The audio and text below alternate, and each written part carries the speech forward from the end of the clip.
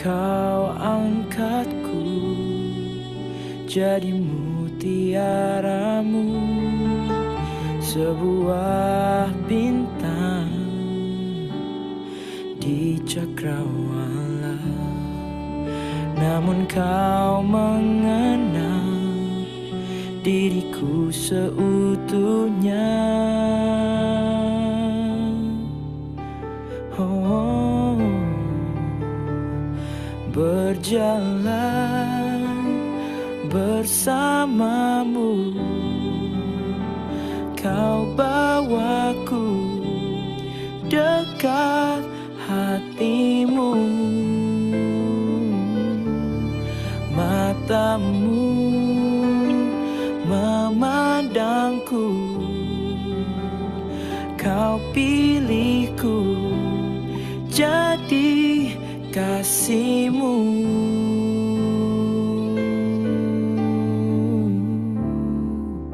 Haus menantimu,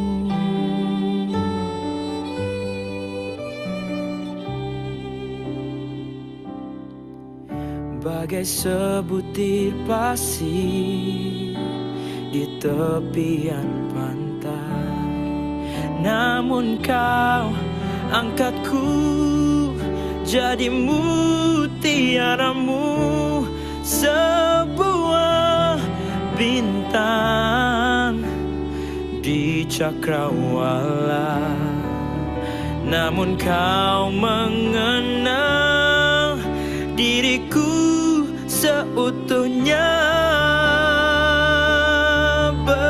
Berjalan bersamamu, kau bawaku dekat hatimu. Matamu memandangku, kau pilihku jadi kasihmu. Oh, jadi kasihmu.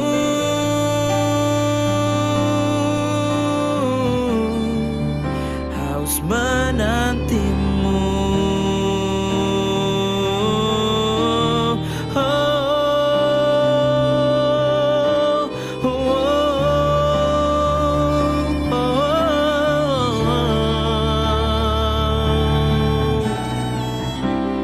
Mahkotaiku dengan cinta,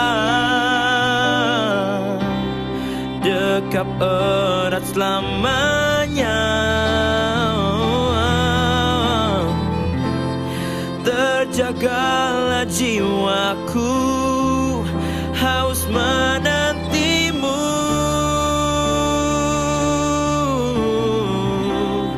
Mahkotaiku dengan cinta, dekat erat selamanya. Wow, terjagalah jiwaku, haus menantimu.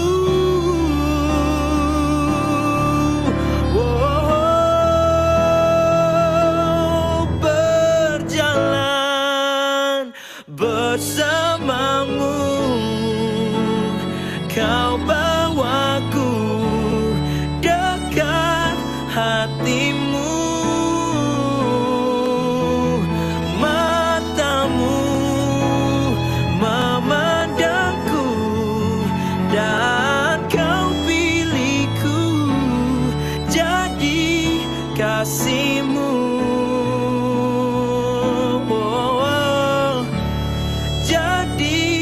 Kasihmu, oh, Yesus, jadi kasihmu.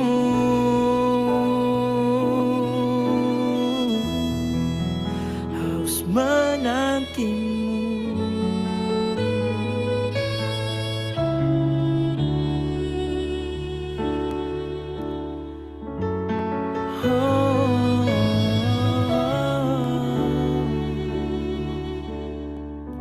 Ku hampiri tempat tahta kudusmu, ku temukan jantung hatiku sebagai dupa yang harum persembahanku. Kan ku cium kaki rajaku, ku hampiri tempat tahta kudusmu, ku temukan jantung hatiku sebagai dupa yang harum persembahanku. Kan ku cium kaki rajaku, kan ku cium kaki rajaku.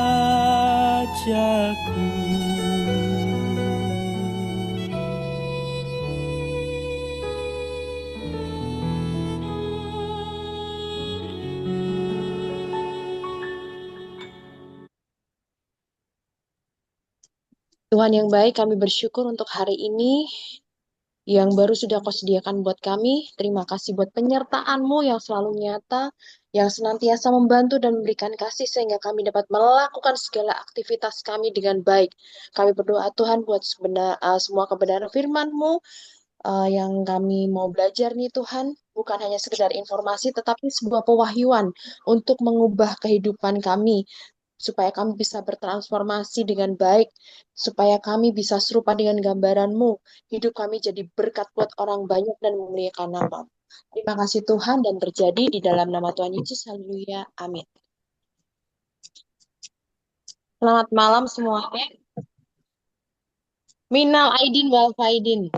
Mohon maaf lahir batin. Siapa yang di sini belum makan? Dimaafkan. Kan saya dulu yang minta maaf. Jadi buat teman-teman di sini yang belum makan opor sama sambal goreng, siapa? Coba, saya pengen tahu. Saya belum. Oh, kenapa kok belum? Nggak punya, nggak ada yang nganterin kayak Mas Bayu. Coba bisa ketik ya di sini di kolom komentar. Bapak kayaknya masak banyak banget loh. Gimana? Semoga bisa nyampe kemana-mana ya. Nggak ada yang nganter loh. Kalau saya udah request soalnya. Semoga tahun depan ya kita bisa lebaran bareng. Maksudnya kita makan opat bareng di rumah. Gitu. Oke. Apa sih rahasianya? Mana yang lebih mudah? Manusia menjadi Tuhan atau Tuhan menjadi manusia? Tuhan jadi manusia. Tuhan jadi manusia. Ada yang punya pendapat lain? Kenapa kira-kira? Tadi yang jawab siapa sih? Agus Miracle. Kenapa kok kamu bisa bilang Tuhan jadi manusia? Soalnya kan dari Tuhan Yesus jadi manusia. Gitu ya. Tapi biasanya kalau manusia suka jadi Tuhan juga loh. Tuhan Percaya, adalah percaya? Tuhan Gimana? adalah Tuhan. Tuhan adalah Tuhan, cuman Tuhan berwujud manusia. Oh, oke. Oke, semua pernyataan dari teman-teman nanti ada yang menjawab ya. Saya hanya menyampaikan bahwa kita lihat di Filipi 2 ayat 5 sampai 7.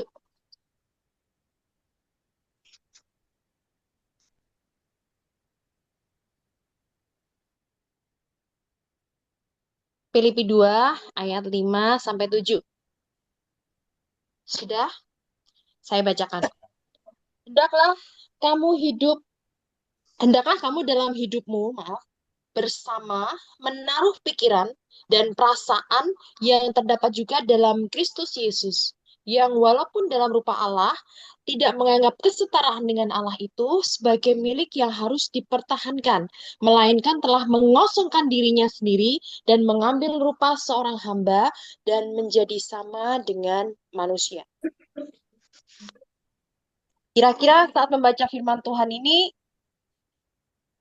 apa yang dipikirkan?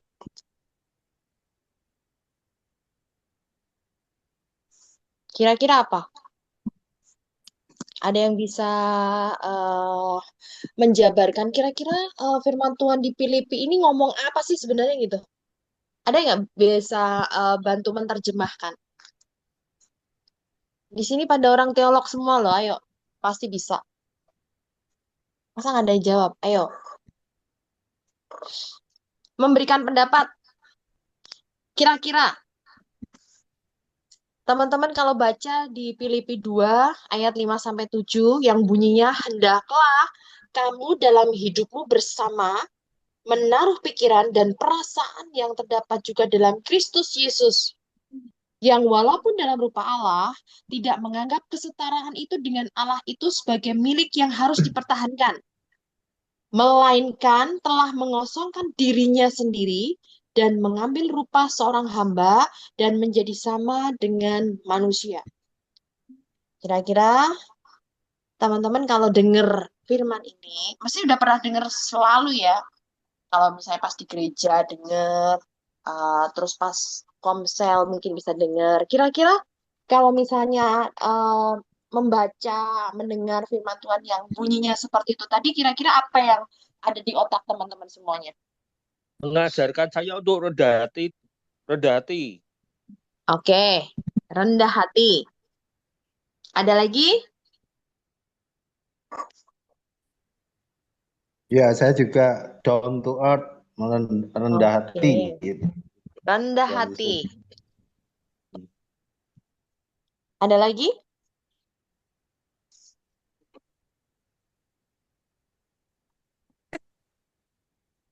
Mau melayani seperti Yesus. Oke, mau melayani. Sebenarnya, gimana? Mentaati. Mentaati. Oke.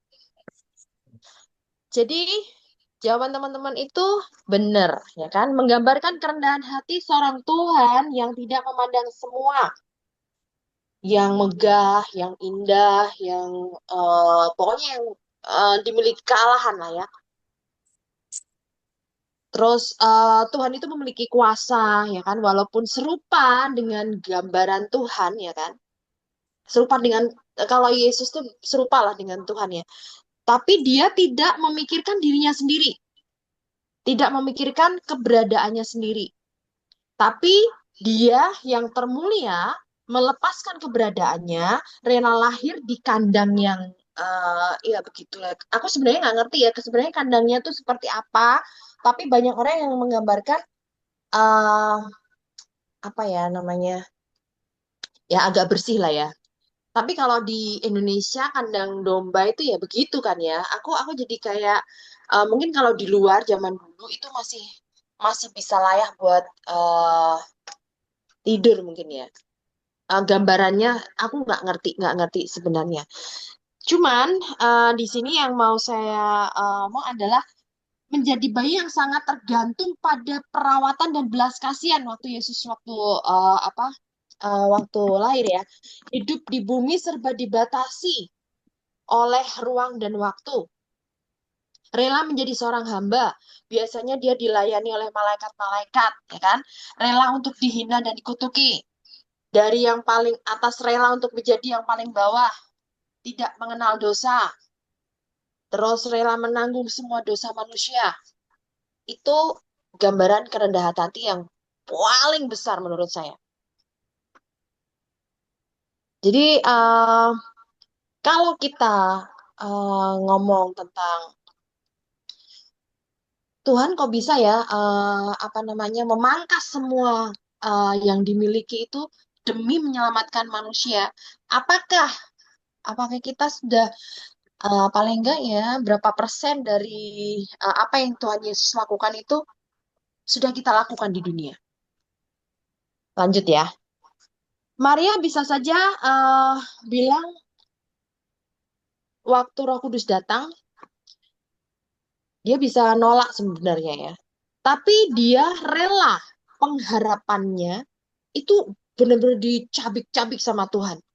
Rela untuk hubungannya yang di apa namanya dengan Yusuf itu yang sudah dibina ya dengan indah mungkin ya waktu itu depending yang mungkin dia berdua udah membicarakan tentang pernikahan kan biasanya kan anak-anak kalau mau nikah itu kan merancangkan wah aku pengen gini-gini nah ini blank semuanya ya kan terus dia tahu kalau depending ini kepentingannya buat orang banyak orang yang mungkin sedunia kali ya seperti itu Maria waktu itu masih sangat muda tapi dia sudah ngerti meresponnya itu seperti apa sama Tuhan.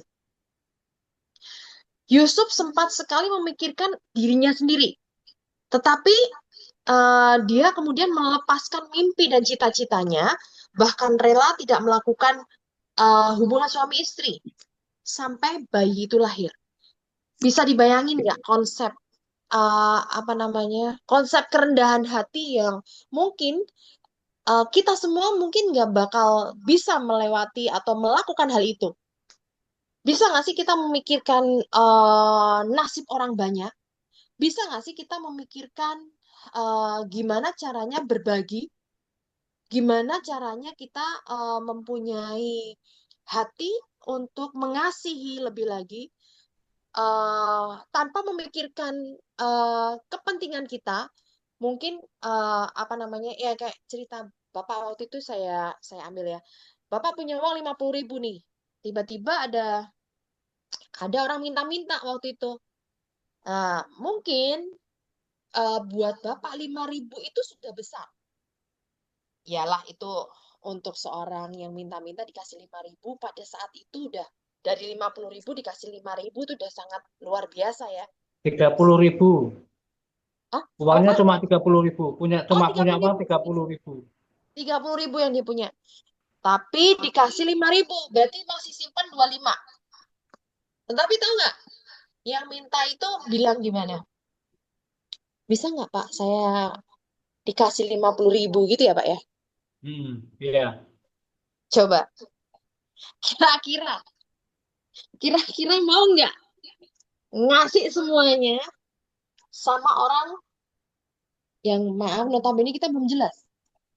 Tapi luar biasanya Bapak adalah jangan-jangan ini Tuhan nih yang mengetes ya kan? Eh apa namanya kan di Firman tuh Menyamar. dikatakan yang menyamar benar yang menyamar. Yang menyamar untuk ngetes kita nih hati kita seperti apa nih gitu. Tapi yang di sini mau saya katakan bahwa ketika kita di posisi Maria dan Yusuf, apakah kita mau memangkas cita-cita kita, memangkas apa namanya tujuan kita yang semua udah dirancang, mimpi yang udah dirancang, hanya untuk menyelamatkan umat manusia gitu, yang dikata bahwa belum jelas semuanya. Kira-kira saya tanya, misalnya yang perempuan nih, yang cewek-cewek nih aku tanya, misalnya seandainya Onen, Tante Tan, terus Bu Nini, Bu Lani, di sini ya, ada Linda, nah pokoknya itulah Bu Yohana. Sekarang aku nanya kalau misalnya jadi Maria, terus tiba-tiba datang tuh malaikat malam-malam, kira-kira mau nggak terima job job itu? Tak tanya coba. Enggak, Kok mungkin kamu yang jawab loh? Aku mungkin kan nanya perlu sama dijelaskan kamu. ya. Mungkin perlu dijelaskan maksudnya apa menerima apa gitu. Oke, kan Alasannya hari ini. Oke, gimana? alasannya nggak diterima, bilang penuh, suruh ke tempat lain. Oh, bukan, bukan. Maksud gini-gini. Ya, oke. Ini kurang Salah jelas satu ya. version. Iya, iya. Jadi, ketika kita jadi Maria, terus Hmm. tiba-tiba tuh malaikat datang nih malam-malam. Kamu mau nggak nanti di perutmu ngandung nih anak, tiba-tiba ada anak di situ. Terus kamu nggak jadi em, apa namanya pesta pernikahan nih dengan Yusuf gitu. Karena anakmu ini nanti akan menyelamatkan umat manusia. Nah, kira-kira jawaban kalian apa? Kaget, terkejut, pingsan.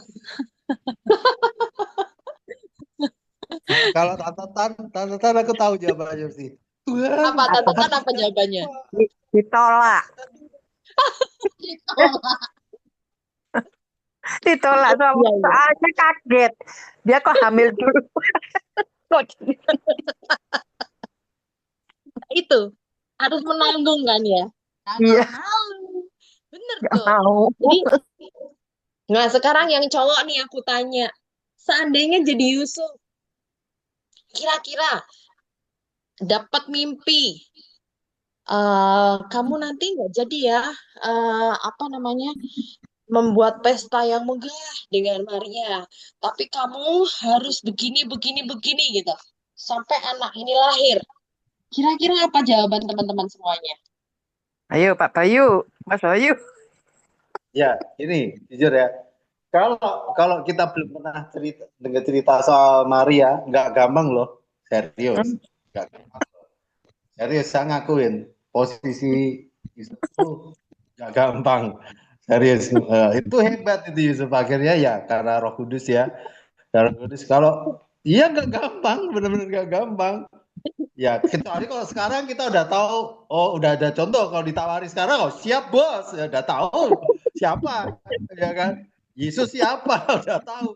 Bayangin kalau kita di posisi Good, benar-benar belum good. pernah ini, Posisinya jadi satu, abstrak soalnya, ya kan? iya, Kan nggak tahu. berat juga, iya, jujur aja berat, gitu. Oke, Good. jujur Cepet. itu jujur. Luar biasa sekali jujurnya ya. Mas Bayu cepet.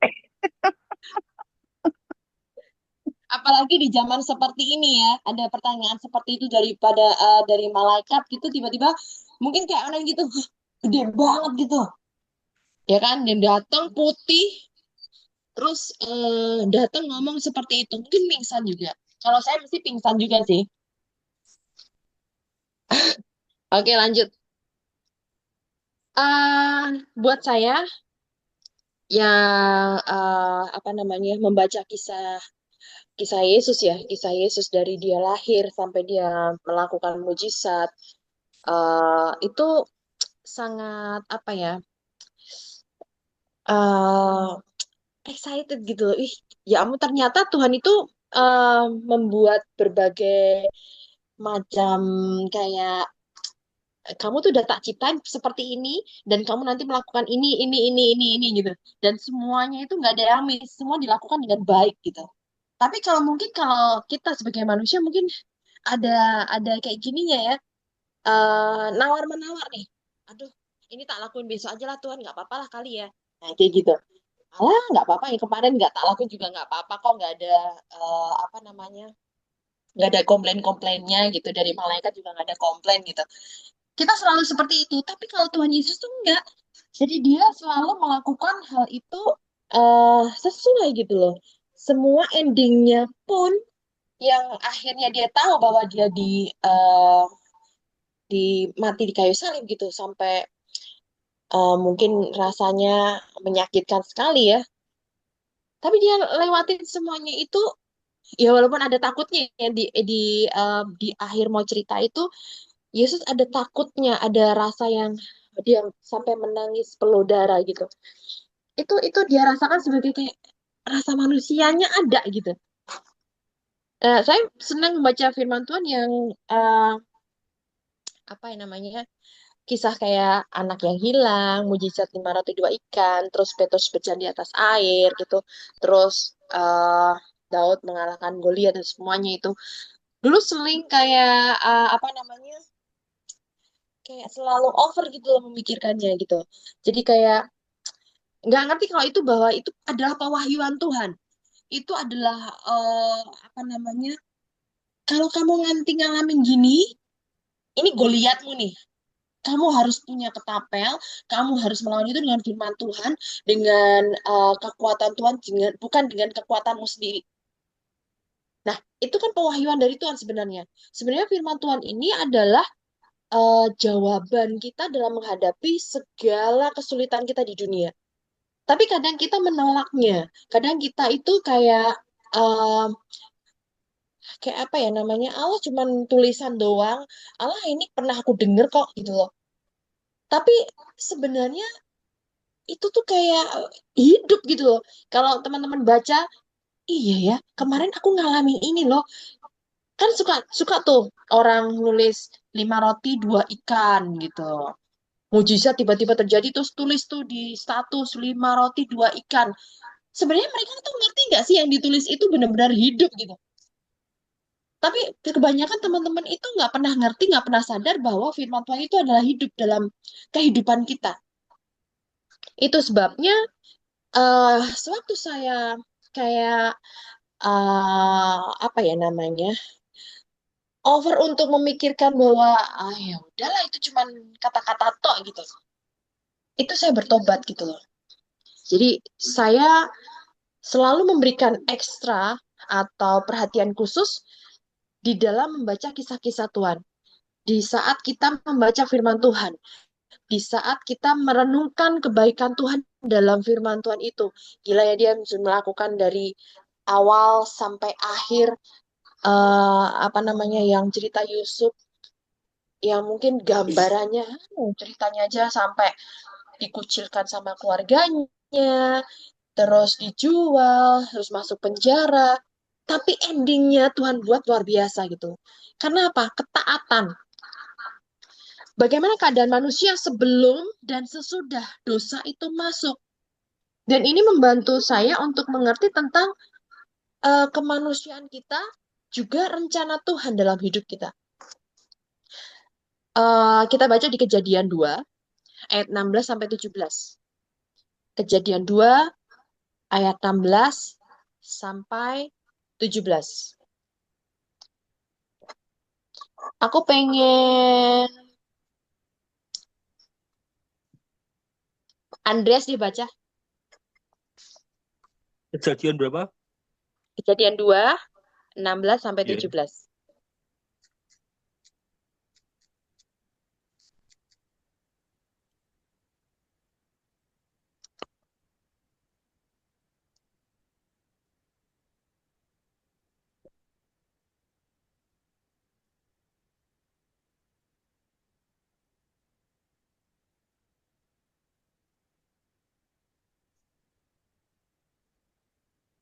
Udah ketemu?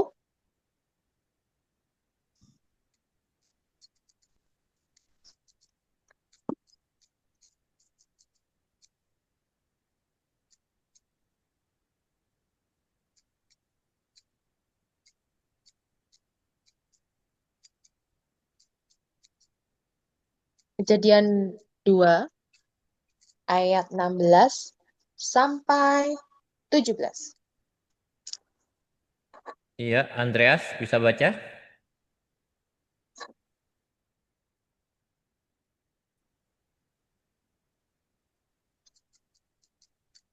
Saya Oke, siap ditunggu. Oke.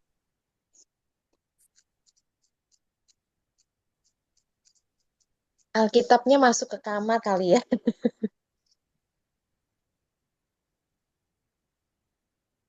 Bunyi di bantal. Iya. Nggak apa-apa, kita tunggu.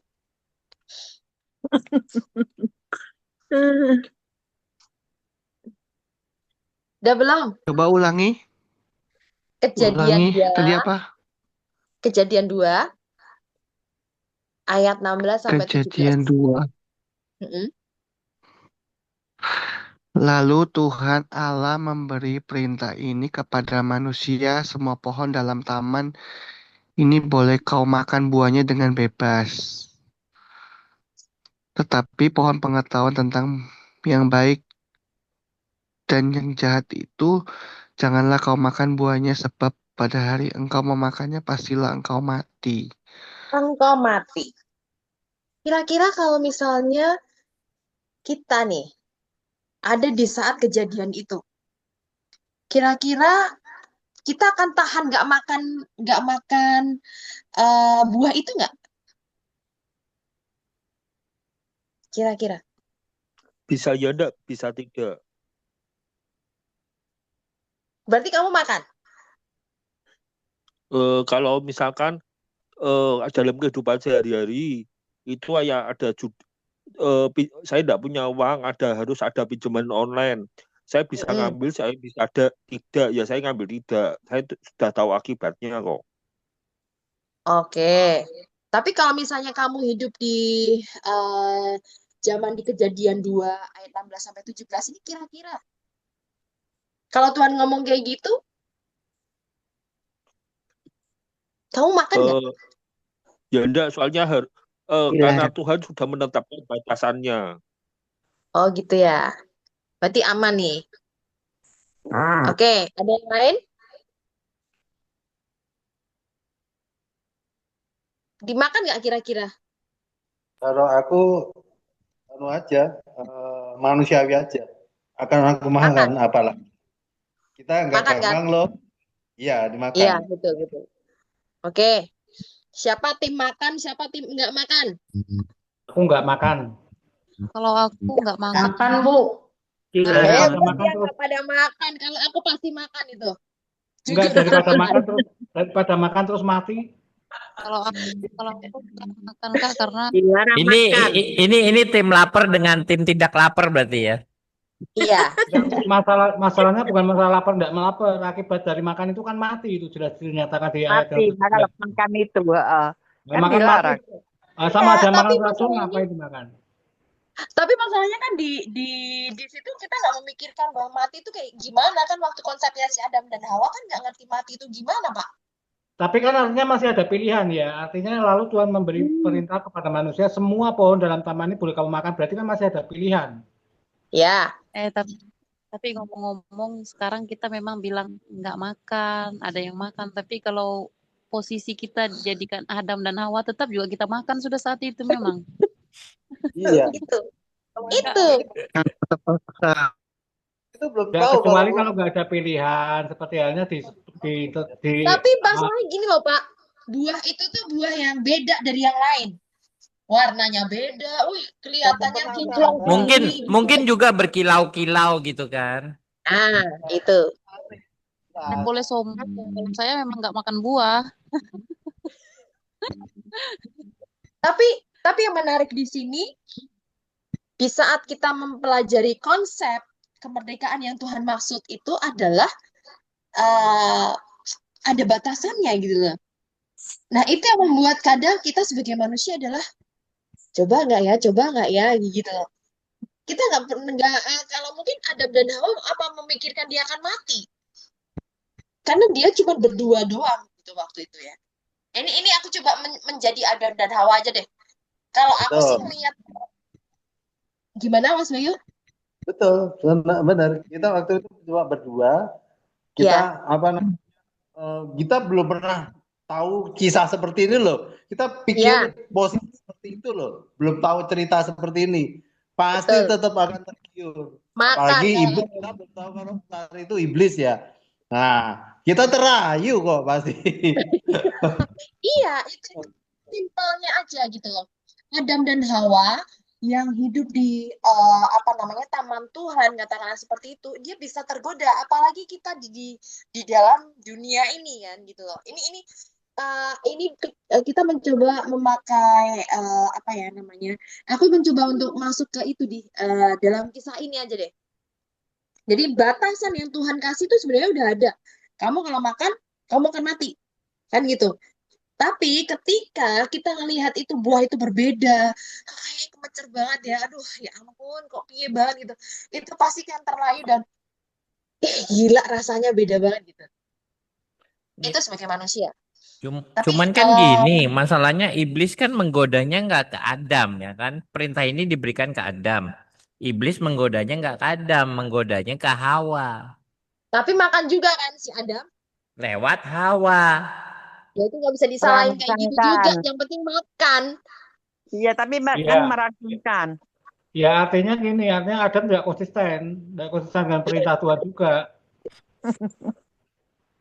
Manusiawi aku bilang. Gini aja. Posisi ya pokoknya masa lalu saya sendiri sering Oke. kok kita tabrak itu aja, fair aja. Kalau Eh, sekarang Ini kalau ceritanya sekarang tabu nggak sih? dilarang tapi dimakan. Tabu Nah, nggak sih itu. sebenarnya? Gimana Pak?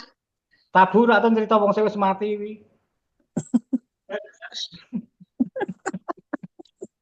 gak gampang, emang gak gampang. Ayo, Ci. Gitu ya. Kualat loh. Ci. Ayo, Ci. Siap. Oke, kita lanjut. Oke, batasan ini penting karena itu menunjukkan bahwa di mana sampai kita melakukan wewenang kita, otoritas serta tanggung jawab kita. Terus batasan juga menunjukkan wilayah aman karena di luar batas itu berbahaya. Sebenarnya itu yang pengen Tuhan sampaikan.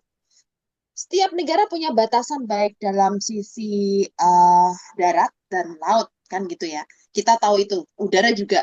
Batasan-batasan ini ditentukan untuk menentukan wewenang otoritas ya, teritorial, tanggung jawab negara tersebut. Betul, sebagai teritorial.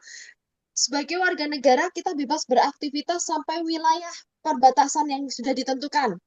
Begitu kaki kita beranjak keluar, kayak lompat sedikit gitu ya, walaupun cuma satu kaki, itu kita sudah dianggap masuk di wilayah negara lain.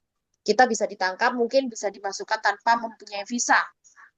Ya kalau kita ke negara lain, itu namanya visa ya. Setiap jenis olahraga itu pun juga ada batasannya. Kebanyakan yang kita mainkan, contoh kayak sepak bola, kayak volley, kayak badminton, semuanya itu ada batasannya. Kalau ini keluar, berarti skornya seperti ini. Nah, seperti itu. Kita berani masuk di kebun binatang, contoh katakanlah seperti itu. Itu juga ada batasannya dengan hewan-hewan itu. Ada ini boleh disentuh, yang ini enggak, seperti itu ya. Ada nggak yang pernah ke taman safari gitu di sini? Ada yang berani megang singa nggak? Gak berani. Ya gak berani, C. Ya dicaplok. Tapi ada sekarang tapi harus ada ditemani sama pawangnya kan gitu ya. Jadi tetap ada batasannya, Oke. Terus kita tadi ngomongin kolesterol ya kan Mas Bayu ya. Karena kita kebanyakan opor, daging, nah itu kita harus ngerti batasan kita. Ya, tekanan jantung kita, kadar gula yang kita ada dalam darah kita. Kalau kita berada di luar batas, berarti itu berbahaya, ya kan? Berbahaya buat kesehatan kita. Terus kalau kita ingin mengalami kemerdekaan finansial, nah itu kita harus hidup dalam apa? Batasannya seperti apa? Jangan sampai lebih besar pasak daripada tiang. Nah, seperti itu ada batasannya semuanya. Oke, dalam kejadian di atas, Tuhan itu ingin memberikan batasan yang berbentuk peringatan atau warning dalam bunyi, tetapi pohon pengetahuan tentang yang baik dan yang jahat itu janganlah kau makan buahnya, sebab pada hari engkau memakannya, engkau akan mati. Nah, kenapa hari ini aku kasih judul apa sih rahasianya? Nah, ini contoh.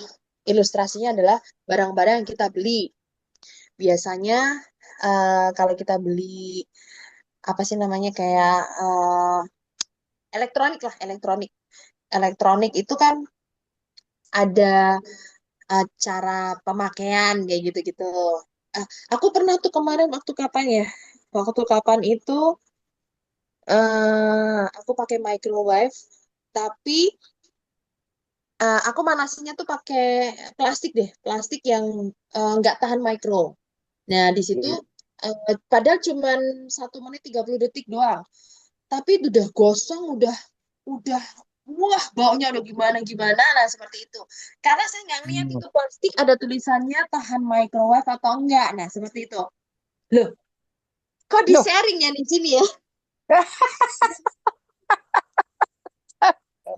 aduh, siapa itu ya? padahal pengen tahu nggak? Itu adalah ibu yang masak waktu itu kalau nggak salah ikan filet ya kalau nggak salah ya. Itu tak Iya. eman-eman ya kan, tak eman-eman karena enak banget itu kan. Kita aku simpan di kulkas supaya next aku bisa makan lagi gitu. Ternyata pas aku panasin Kosong. gosong. Jadi cuma 1 menit 30 detik. Aduh, akhirnya si Sam tuh gini, udahlah pilihin yang atas aja dibuang, yang bawah bisa dimakan kata Betul. dia. Ya itu contoh. Kenapa harus di-sharing ya Blessing ya? Nah, ini itu tadi alat-alat elektronik. Terus baju. Baju itu kalau kita beli kayak merek maaf aku sebutin ya. Uniqlo kayak gitu-gitu, itu kan ada tulisan tuh. Ada tulisan di belakang atau di belakang itu ada tulisan tidak bisa panas kayak gitu-gitu karena mengandung wool atau apa nah kayak gitu-gitu itu masih ada seperti itu. Nah, nggak cuma baju, mungkin jaket atau tas atau apa atau barang-barang yang ada warningnya kayak gitu itu pasti kita akan kalau kita melanggar mungkin kayak "Ih, bajunya kok jadi mengkerut ya." Aku pernah ngelakuin itu kayak baju sweater itu ya, itu aku jadi congkrang ya, jadi kerap jadi bentuknya ya tadinya enggak jadi enggak gitu. Ya ampun, itu udah nggak bisa balik lagi loh ternyata. Jadi Betul. kalau udah mengkerut tuh ya udah. Ternyata warning itu penting teman. Luar biasa ya. Oke, saya juga kaget kok bisa apa namanya, kok bisa terjadi seperti itu gitu. Padahal cuma 1 menit 30 detik. Kenapa sih harus gosong? Kenapa sih harus terbakar gini gitu loh? Dan baunya tuh sampai kayak meledak gitu loh. Itu satu. Terus ketika saya nyuci itu bahan-bahan yang mengandung wool, mengandung saten kayak gitu itu ternyata harus diperhatikan juga. Panas itu mengkerut dan bahkan itu kayak ngelinting gitu loh. Nah, itu warning dari semua alat-alat atau bahan yang kita beli itu harus kita perhatikan. Jadi selama peringatan itu tidak diikuti ya, itu tidak akan berfungsi dengan baik dan itu malah merusak semuanya. Mengapa mereka perlu perhatian kita meskipun produk itu sudah dibeli dan menjadi karena nama atau label perusahaan itu mereka mempertaruhkan keberhasilan produk tersebut. Jadi kalau kita kadang tiba-tiba mengkerat gitu kan, kita nyalain brandnya, wah ini brandnya rak jelas iki. Loh, padahal kan di situ udah ada warningnya kan, jangan dicuci, jangan dipanasin kayak gitu, jangan dicuci dengan temperatur sekian, nah, seperti itu. Lah orang udah dikasih tahu gitu, tapi tetap kita nyalain apa? Dasar iki brandnya orang apik kan gitu ya. Nah itulah manusia. Kepuasan kepuasan pembeli, kepuasan pemakai itu menjadi sesuatu acuan dan nama baik perusahaan tersebut ternyata. Demikian apa namanya demikian juga dengan hidup kita. Jadi kayak hidup kita sama Tuhan. Tuhan mau agar kita menjadi hidup dalam kelimpahan. Artinya kita hidup produktif, berbuah banyak, ya kan? Dan pada akhirnya hidup kita akan memuliakan dan meninggikan nama Tuhan. Dan untuk itulah Tuhan memberikan buku pedoman berupa Alkitab yang terbaik untuk kita dan anak-anak kita, buat keluarga kita, buat orang-orang di sekitar kita. Kalau kita harus lebih baik, apa namanya, mempelajari apa sih isi Alkitab itu supaya kita bisa jadi orang tua, yang kita menjadi orang tua yang baik, kita bisa mandiri, terus menjadi orang tua yang berhasil. Terus kalau buat teman-teman di sekitar kita, mungkin teman-teman di kantor, teman-teman di sekitar rumah kita, itu kita jadi berkat, kita jadi bisa apa namanya, memberikan contoh seperti Tuhan pernah melakukan apa namanya, kepada di zamannya dulu. Andreas nanya apa ya? Oh ya, harus bisa menerima keadaan kondisi sekitar, itu pasti.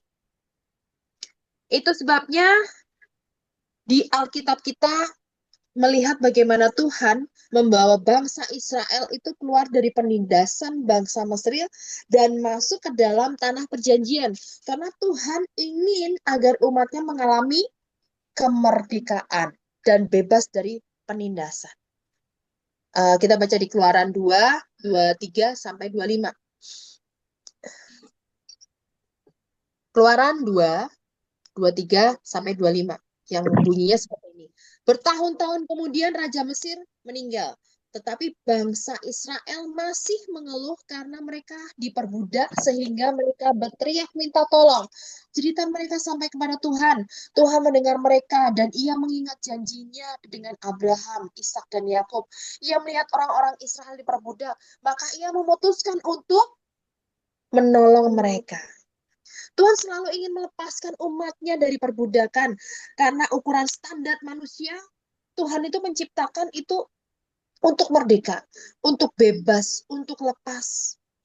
Kita mungkin bisa berkata bahwa kita nggak diperbudak secara fisik.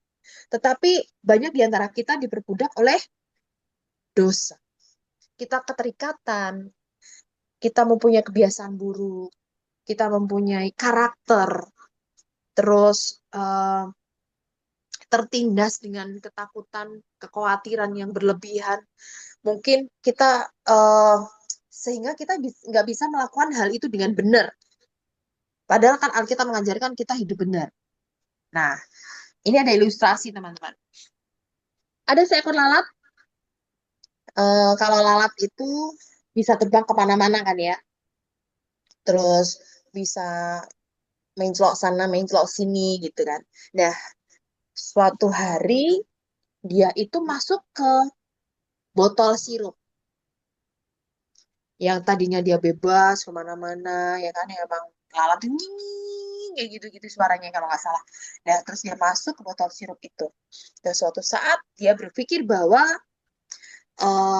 apa namanya, kalau dia terbuang ke sana, terbang ke sini, itu dia bisa seperti di luar. Nah, akhirnya dia tuh kecemplung sirup itu.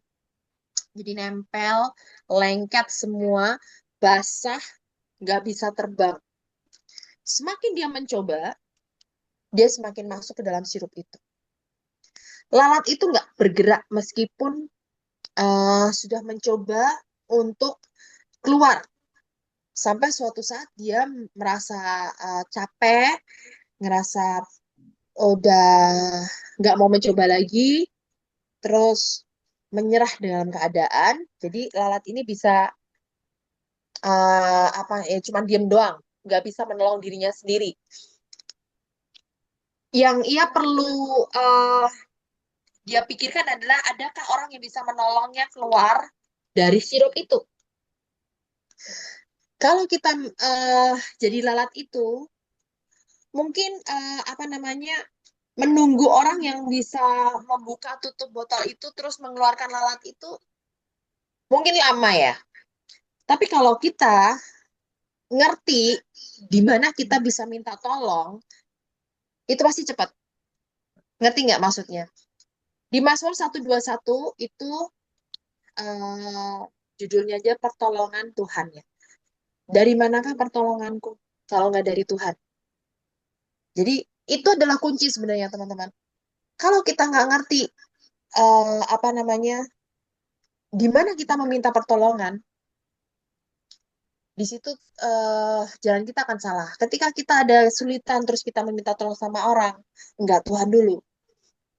Itu yang salah. Kebanyakan orang ketika terhimpit suatu masalah, ketika begini begitu, itu memikirkan instan. Ah, kan ada si ini, ada si itu gitu. Pada saat Adam melanggar perintah Tuhan dan dia keluar dari batasan yang ditetapkan dan masuk ke wilayah yang bukan menjadi kekuasaannya, inilah dinamakan sebagai dosa. Jadi ketika kita melanggar hukum-hukumnya Tuhan, ketika kita enggak di tracknya Tuhan, itu sudah dinamakan dosa. 1 Yohanes 3 ayat 4 dikatakan setiap orang yang berbuat dosa melanggar juga hukum Allah, sebab dosa ialah pelanggaran hukum Allah. Itu sebabnya istilah yang sering dipakai adalah jatuh dalam dosa. Kita tidak pernah mendengar istilah naik dalam dosa. Pernah nggak yang dengar, wah kita naik dalam dosa gitu? Yang ada jatuh dalam dosa. Karena pelanggaran ini menyebabkan kita jatuh dan menjadi tawanan dan hamba dosa. Jadi ilustrasi lalat itu seperti manusia kehilangan kemerdekaannya yang terjebak dalam kuasa dosa, tahu mana yang baik, tahu mana yang harus kita lakukan, tetapi dia nggak sanggup. Karena kita tertawan gitu loh. Kita semakin berusaha untuk keluar, semakin berusaha untuk dengan kekuatan sendiri, itu akan kita semakin terpuruk. Manusia mungkin nggak bisa menolong dirinya sendiri dan perlu ada kekuatan yang luar untuk menolongnya. Di saat kita, jadi teman-teman, jadi di saat kita dalam keadaan terpuruk, dalam keadaan yang sangat mungkin dalam pergumulan yang berat, kita perlu dukungan doa, kita perlu orang-orang di sekitar kita buat menolong kita, untuk mendoakan kita supaya kita tetap kuat. Itu fungsinya komunitas, itu fungsinya orang-orang yang bisa mendoakan kita supaya kita terlepas dari jeratan dan tawanan hal dosa tersebut. Oke. Di Lukas 4 ayat 17-21 saya bacakan ya supaya agak cepat. Kepadanya diberikan kitab Nabi Yesaya, dan setelah dibukanya, ia menemukan nas di mana ada tertulis, Roh Tuhan ada padaku, oleh sebab ia telah mengurapi aku untuk menyampaikan kabar baik kepada orang-orang miskin, dan ia mengutus aku untuk memberitakan pembebasan kepada orang-orang tawanan, dan penglihatan bagi orang-orang buta, untuk membebaskan orang-orang tertindas, untuk memberitakan tahun rahmat Tuhan telah datang. Kemudian ia menutup kitab itu, memberikannya kepada para pejabat, lalu duduk, dan mata semua orang dalam rumah ibadat itu tertuju padanya, lalu ia memulai mengajar mereka dengan katanya, pada hari ini genaplah nas ini sewaktu kamu mendengarkannya. Jadi kejadian ini menyingkapkan bahwa Tuhan Yesus datang untuk menggenapi apa yang dituliskan sama Nabi Yesaya. Yesus punya misi dan sudah dilengkapi untuk menyampaikan kabar baik terhadap orang miskin, membebaskan mereka yang tertawan, memberikan visi yang baru kepada mereka yang tidak punya pandangan akan masa depan, dan juga membebaskan mereka dalam hal yang tertindas. Jadi kalau buat kamu yang masa depanku kok buram banget ya Tuhan, kok suram banget ya, Tuhan akan membuat hidupmu menjadi masa depan yang cerah, masa depan yang penuh harapan. Itu yang Tuhan lakukan. Jadi, kenapa Tuhan Yesus datang? Buat menyampaikan kabar baik buat orang-orang miskin. Yang mungkin Tuhan mengeluh terus, Tuhan aku nggak bisa begini. Tuhan ngertilah. Dia membebaskan orang-orang yang tertawan. Memberikan visi yang baru terhadap orang yang tidak punya pandangan akan masa depan. Dia memberitahukan bahwa tahun rahmat Tuhan sudah tersedia hingga siapapun yang percaya kepada Tuhan tidak perlu binasa, tidak tertawan, tidak diperbudak, menjadi hamba dosa, tetapi menjadi anak-anak Tuhan yang bebas, merdeka, dan memperoleh hidup yang kekal. Pada saat ini kita percaya bahwa Tuhan dilahirkan kembali dalam roh dan menjadi ciptaan yang baru dalam Kristus. kita diselamatkan. Kita sudah mengalami kemerdekaan dalam roh kita. Siapa di sini yang belum merdeka? Yang masih mikirin masa depanku, kayak gimana ya kok aku ngalamin seperti ini, kayak gitu. Datang sama Tuhan. Dalam Tuhan itu ada kelegaan. Tuhan sudah memberikan apa namanya tahun rahmat Tuhan untuk diberikan untuk kita semua, untuk kita menikmati kebebasan, menikmati kemerdekaan. Mungkin Yesus tidak memaksa dan memberikan kebebasan kepada kita yang percaya sama Tuhan. Dengan tetap tinggal dalam firman, itu artinya serius menjadi murid Tuhan dan ingin menjadi seperti Tuhan.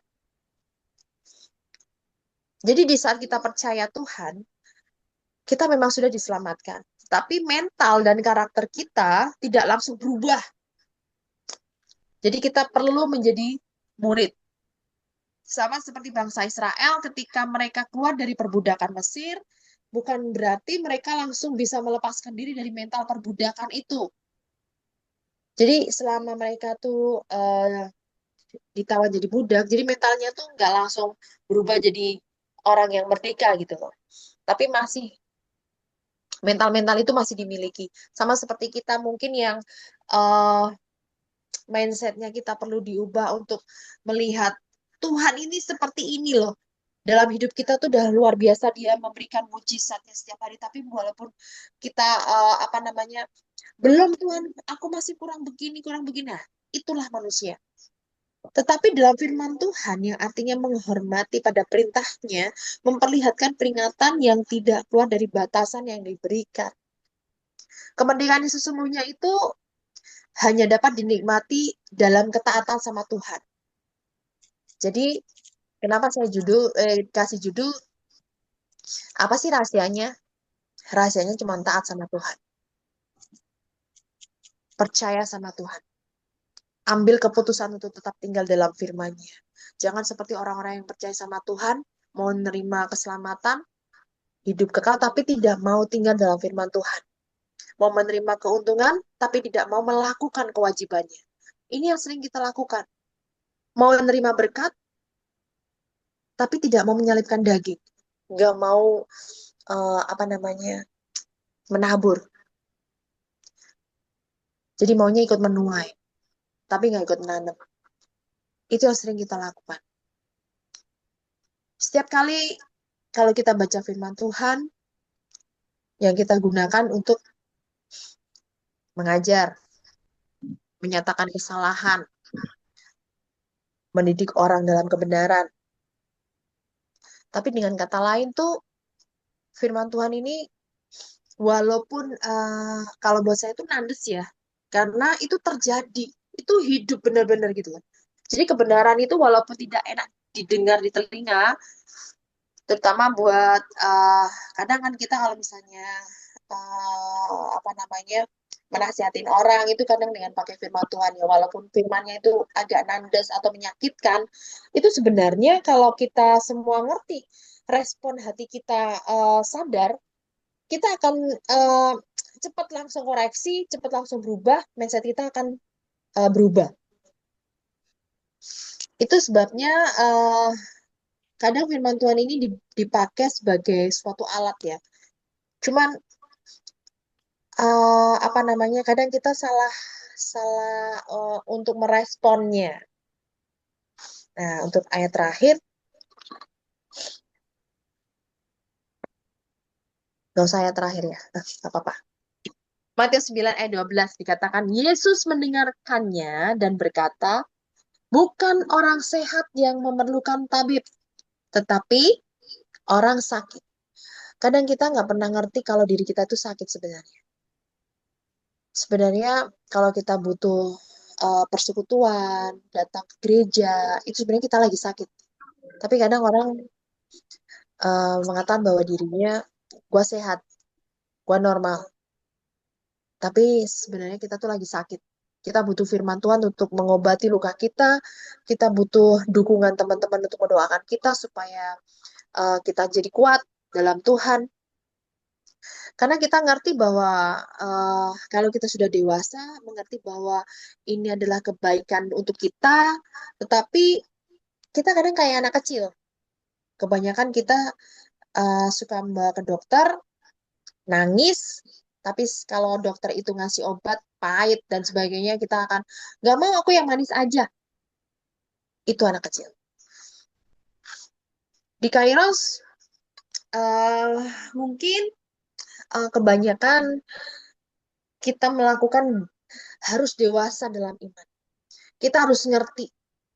Kita harus nggak makanan yang bubur lagi gitu loh. Jadi kita harus ngerti bahwa waktunya kita melayani. Mungkin 17 orang di tempat ini sudah melayani semuanya. Tapi kadang kita nggak ngerti porsinya yang kita berikan.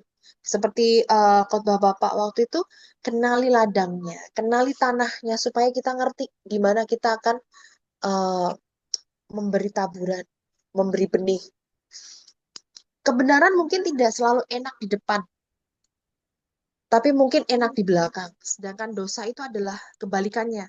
Enak di depan sesaat, tapi sengsara untuk waktu yang lama di belakang. Sekarang mungkin kita bebas, sebab Tuhan sudah membebaskan kita.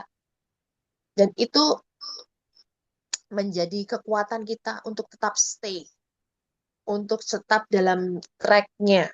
Jangan sampai kelewat batas. Dan hormati semua peringatan Tuhan.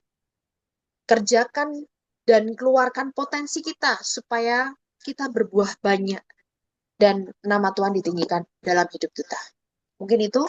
Thank you teman-teman. Mungkin ada yang mau nambahin?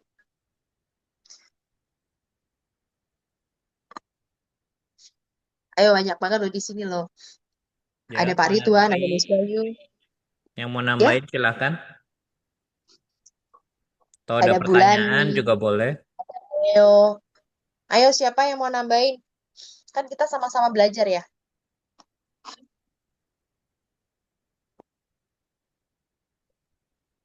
Tapi ini pada ngantuk apa gimana sih? Oke, kalau enggak aku dulu deh. Kalau belum ada yang mau nambahin. Sambil aku nambahin, ntar teman-teman lain berpikir ya. Mungkin kalau ada yang mau ditambahkan atau mau dipertanyakan juga boleh. Tapi yang jawab bukan saya.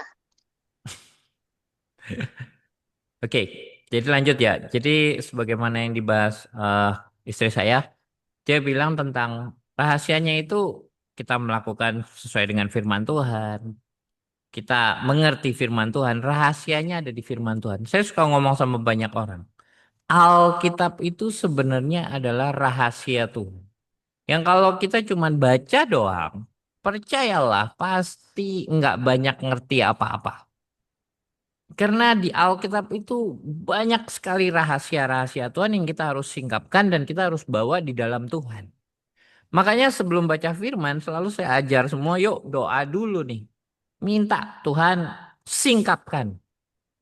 Singkapkan rahasia-rahasiamu. Tuhan beri pengertian apa yang kau hendak ingin bicarakan di ayat ini. Apa yang kau hendak bicarakan di perikop ini. Kenapa? Karena semuanya perkataan-perkataan Tuhan di situ rahasia.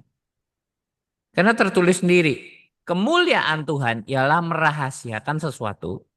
Kemuliaan raja-raja kita itu menyingkapkan rahasia Tuhan tadi. Nah, jadi kayak tadi saya gabung di live TikTok seseorang gitu kan. Itu lu lagi bahas gini tentang hypergrace. Oh, hypergrace tuh bagus, begini, begini, begini. Dan dia bilang nggak ada dosa. Saya bilang, yang bilang siapa? Nggak ada firman Tuhan bilang gitu. Terus ditunjukin, oh ini tentang kasih karunia. Nah, kasih karunia yang Tuhan beri itu nggak sampai di situ. Saya bilang baca ayat 21-nya. Saya lupa itu di pasal berapa. Roma, di Roma 5 ya. Coba sebentar. Roma 5:21 saya baca coba. Roma 5 ayat 21. Nah, dia dia pakai ayat ini ya betul, ayat 20-nya. Tetapi hukum Taurat ditambahkan supaya pelanggaran menjadi semakin banyak dan di mana dosa bertambah banyak di sana kasih karunia menjadi berlimpah-limpah. Jadi dia bilang it's okay berdosa gitu. Jadi ini sebenarnya dia cuman ngetes ya karena dia orang yang satu grup ini di live itu. Jadi teman-teman menarik ya, live TikTok itu kalau ngikutin itu ada grup-grupannya dan yang dibahas tuh ada aja gitu. Nah mereka sebenarnya lagi nyinggung orang-orang hyper grace. Jadi ada ngaku sebagai pastor tapi ngerebut laki orang gitu kan. Nah itu mereka tuh nyinggung situ gitu. Dan ayat ini yang mereka pakai, itu Pak, itu bisa itu. Kasih karunia bertambah, berlimpah semakin banyaknya dosa. Saya bilang iya, tapi jangan stop di situ. Baca ayat 21-nya. Supaya sama seperti dosa berkuasa dalam alam maut. Demikian kasih karunia akan berkuasa oleh kebenaran untuk hidup yang kekal oleh Yesus Kristus Tuhan kita. Jadi kalau orang baca ayat 20, ya seperti itu. Tapi ayat 21-nya, dosa bagaimanapun mentoknya di alam maut. Sedangkan kasih karunia itu akan berlanjut kepada kebenaran. Terus saya jelasin seperti perempuan yang berzinah itu kan di hadapan Yesus. Semua kan boleh menimpuki dia dengan batu gitu. Tetapi Yesus bilang siapa nggak berdosa hendak menimpuki dialah pertama kali gitu. Nah akhirnya nggak ada yang nimpuk. Yang paling punya kuasa sebenarnya Yesus karena Yesus nggak pernah berdosa. Yesus nggak ada salahnya. Dia paling bisa nimpuk. Tapi Yesus pun tidak lakukan itu. Tapi Yesus juga nggak bilang, oke sudah silakan pergi. Enggak. Dia bilang stop dan jangan berbuat dosa lagi. Nah itu. Jadi dalam Yesus kita harus ngerti firman Tuhan itu sebenarnya kunci semua masalah kita. Semua itu ada jawabannya. Dan saya kasih tahu contoh ya, orang pezina itu mereka akan alami kesakitan, mereka akan alami kesusahan di dalam hidupnya. Dan cenderung sakitnya adalah sakit yang tidak bisa berjalan. Kenapa? Karena Tuhan membuat mereka berhenti dari langkah-langkah mereka. Nah ini kadang orang nggak ngerti. Dan terus ada yang bilang, oh iya benar Pak, itu di perjanjian lama tertulis seperti itu gitu. Tapi ternyata Tuhan singkapkan juga sama saya. Ya saya udah baca teman waktu ngomong itu saya kan nggak ngerti ya. Di Wahyu tertulis. Jadi Tuhan singkapkan tentang Isabel. Jadi perempuan ini ngaku dia adalah pemberita firman katanya. Tapi ngajakin orang berdosa. Bahkan di live-nya itu kayak dia cerita katanya. Oh ini cowok-cowok dikirimin video nggak bener katanya. Nah, di ayat 21, Wahyu 2 ayat 21, dan aku telah memberikan dia waktu untuk bertobat, tetapi ia tidak mau bertobat dari zinahnya. Lihatlah, aku akan melemparkan dia ke atas ranjang orang sakit, dan mereka yang berbuat zina dengan dia akan kulemparkan ke dalam kesukaran besar, jika mereka tidak bertobat dari perbuatan-perbuatan itu. Nah, ini bicara soal Isabel ya. Wah, ayat 20-nya. Tetapi aku mencela engkau karena engkau membiarkan wanita Isabel yang menyebut dirinya nabiah, pengajar dan menyesatkan hamba-hambaku supaya berbuat zina dan makan persembahan-persembahan berhala. Jadi perempuan ini tulisannya dia muncul di live yang waktu itu. Dia muncul di live-nya, dia muncul. Tulisannya gini, pastor apa gitu namanya. Terus nenek sejuta umat ditambahin gitu. Saya lihat nih orangnya udah rada nggak beres nih. Begitu saya bacakan ini, orangnya udah keluar sih waktu itu. Tapi yang lain langsung bilang, oh iya Pak, benar tuh Pak, kata gitu. Ya iya benar, karena ini firman Tuhan. Firman Tuhan gak akan miss. Orang yang berzina akan dilempar di ranjang orang sakit. Dan orang yang berbuat zina akan alami kesukaran besar. Nah ini baru salah satu, saya bahas topik soal perzinahan. Belum bahas tentang lain, belum bahas tentang apalah. Sakit hati, kecewa, apapun. Semua jawabannya udah ada di Alkitab. Itu yang istri saya bilang. Alkitab itu manual book. Jadi apa yang Tuhan kasih dan terjadi dalam kehidupan kita semua udah ada jawabannya di Alkitab. Kita ngambil langkah ini jadinya apa? Kalau kita melakukan yang benar seperti apa? Kalau kita alami kekecewaan Tuhan maunya apa? Semua masalah kehidupan kita satu Alkitab sudah cukup menjawab. Pertanyaannya, kita tahu nggak mencarinya di mana?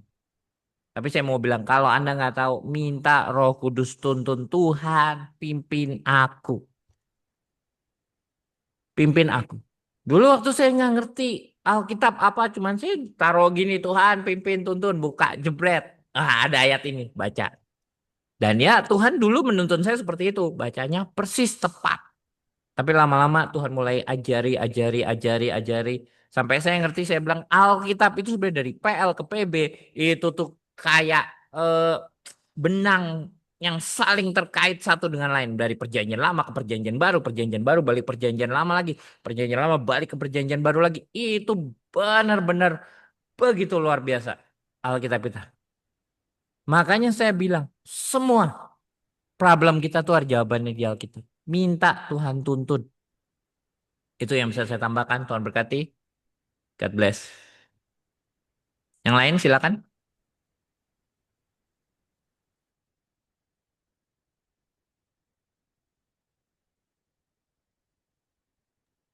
Ya, sedikit saudaraku ya, sedikit aja.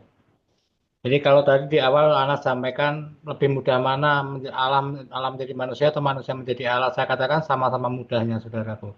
Karena pemahaman antara Tuhan itu sendiri tiap orang berbeda-beda ya.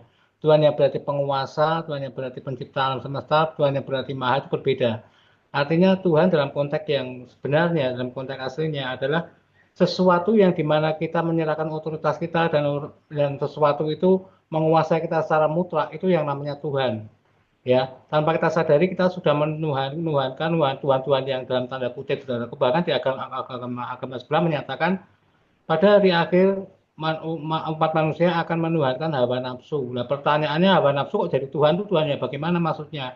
Jadi artinya Tuhan itu yang kita kepadanya kita menyerahkan otoritas kita, menyerahkan eksistensi kita, menyerahkan segala sesuatu yang kita miliki dan daripadanya kita samina watokna. Samina watoknya kita mendengar dan taat, itu Tuhan. Jadi kita harus bisa membedakan dan sekarang ini banyak sekali manusia-manusia yang menjadi Tuhan. Contoh kecil saja saudaraku.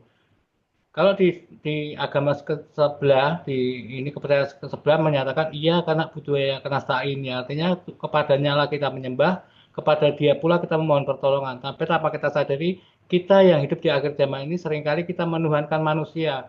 Pertolongan kita datangnya bukan dari Tuhan lagi, tapi dari manusia. Contohnya, kalau ada apa-apa, Mbak Anas tolong ini gimana ya Mbak Anas? Ini gimana ya Mbak Anas? Ya enggak, biasanya gitu enggak?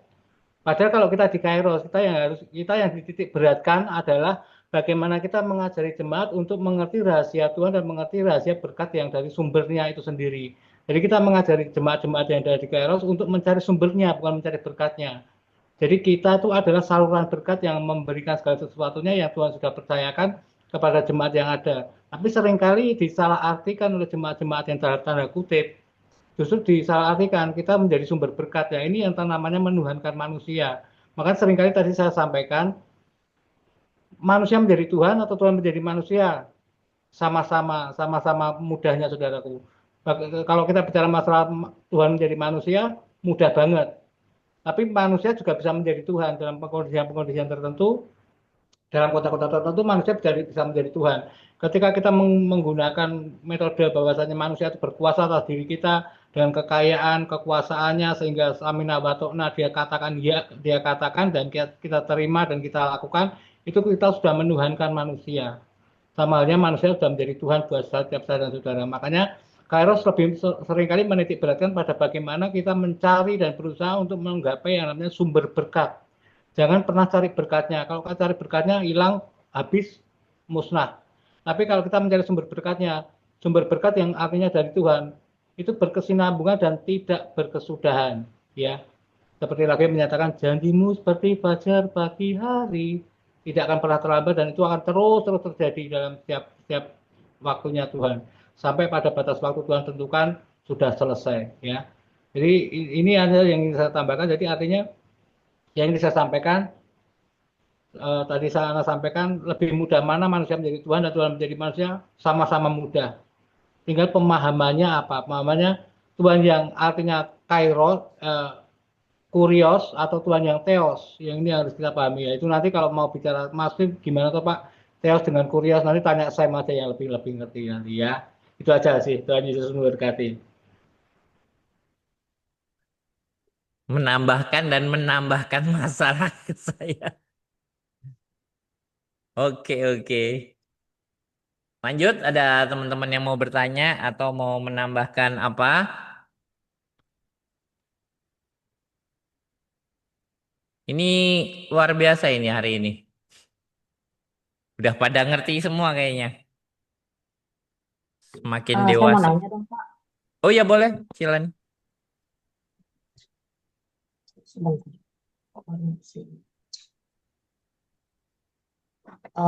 Apa namanya? Sebelum ibadah ini tadi di sini eh, Tuhan tuh apa ya? Kayaknya dalam hati saya tuh seperti kayak Tuhan suruh kesaksian di kul-kul gitu, apa di komsel-komsel seperti itu sih Pak. Jadi apa ya, membawa kesaksian ke kul atau komsel gitu sih Pak. Oke. Itu seperti gitu, gimana tuh Pak? Ya, kalau memang Tuhan suruh mulai bersaksi ya bersaksi saja. Karena saya pengalaman saya pertama ya Cilani, ketika Tuhan suruh saya menyampaikan sesuatu, waktu itu saya masih muda, saya masih orang baru di gereja gitu kan. Tapi Tuhan suruh sampaikan sesuatu gitu. Apalagi waktu itu pertemuan pengerja. Dia bilang, saya siapa masa suruh sampaikan Tuhan, aneh-aneh aja deh saya bilang gitu. Dan ternyata akhirnya saya ngeyel 2 kali dibilang Tuhan sampaikan, saya nggak mau. Akhirnya Tuhan pakai orang lain, penyampaian temanya sama persis. Di situ saya belajar satu hal. Tuhan kalau udah ngomong, mending langsung kerjain deh, nggak usah ditunda-tunda. Gitu sih. Kalau dari saya mungkin yang lain bisa tambahkan.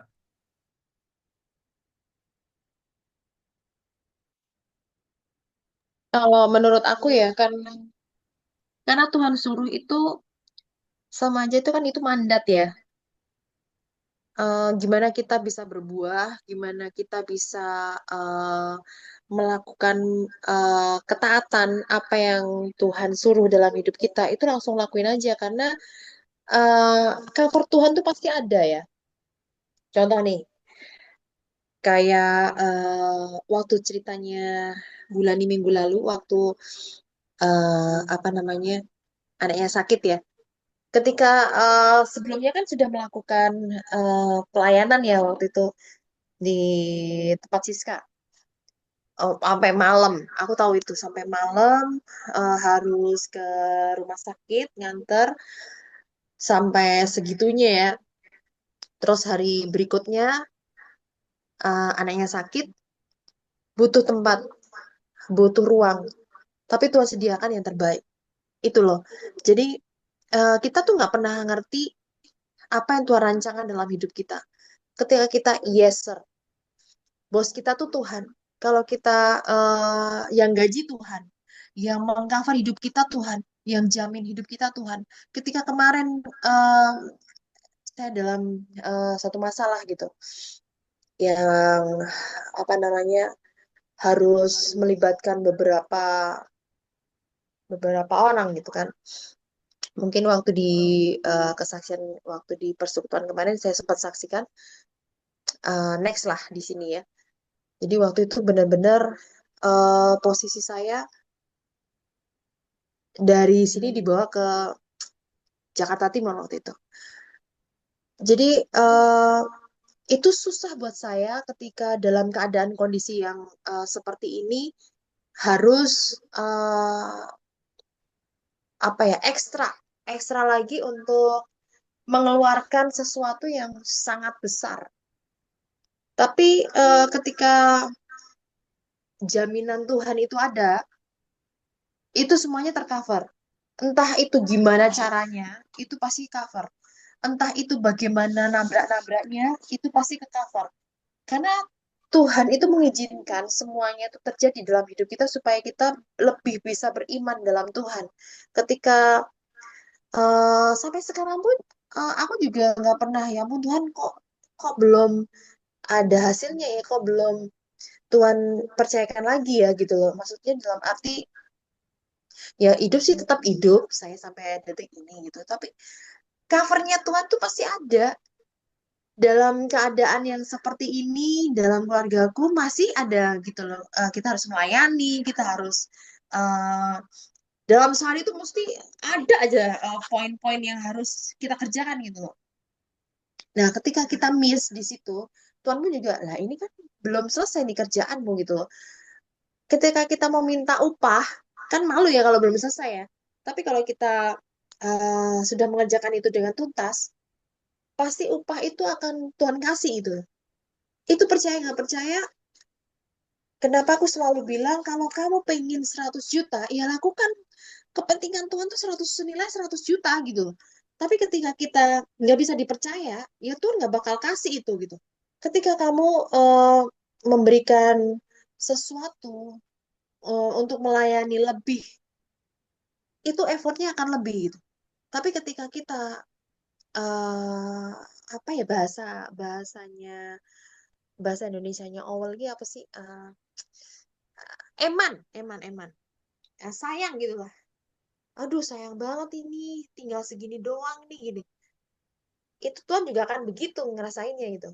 Ketika kamu butuh, ketika kamu ini, itu Tuhan akan seperti itu. Tapi kalau kita eh oke Tuhan aku akan lakukan gitu, disuruh kesaksian ya udah saksi, karena kita nggak pernah ngerti itu buahnya tuh akan seperti apa. Kita nggak usah memikirkan itu, kita lakukan aja bagian kita, Tuhan akan lakukan selebihnya. Itu yang terpenting. Jadi ketika kita lakukan bagian kita, seperti Yusuf melakukan bagiannya dia, endingnya itu akan ngerti. Tapi endingnya nanti kita akan merasakan bagaimana buah daripada yang kita sudah lakukan itu. Itu sih Bulani. Jadi lakukan aja apa yang Tuhan suruh gitu. Oke, buat yang mau didoakan bisa chat di kolom chat. Nanti saya akan minta Bulani untuk mendoakan teman-teman semuanya. Enggak, ya oke. Tapi maksudnya Cilani udah terjawab belum itu? Atau masih ada yang mengganjal? Maksudnya seperti ini bener nggak harus ini dari Tuhan atau enggak gitu? Atau ada apa? Enggak sih, Pak.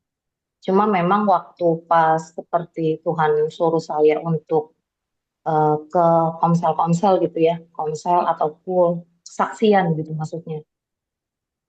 Saya juga nggak tahu ya. Terus saya ingat ada nama satu kul gitu ya. Dan saya hubungin gembala kulnya. Saya bilang gini, Shalom, saya bilang. Eh, dan memang udah lama sekali ya, saya nggak ke situ.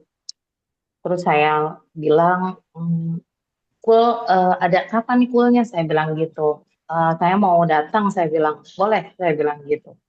Terus mereka bilang, oh boleh katanya. Saya bilang, ya saya mau kesaksian aja sih di kul, saya bilang. Oh ya boleh.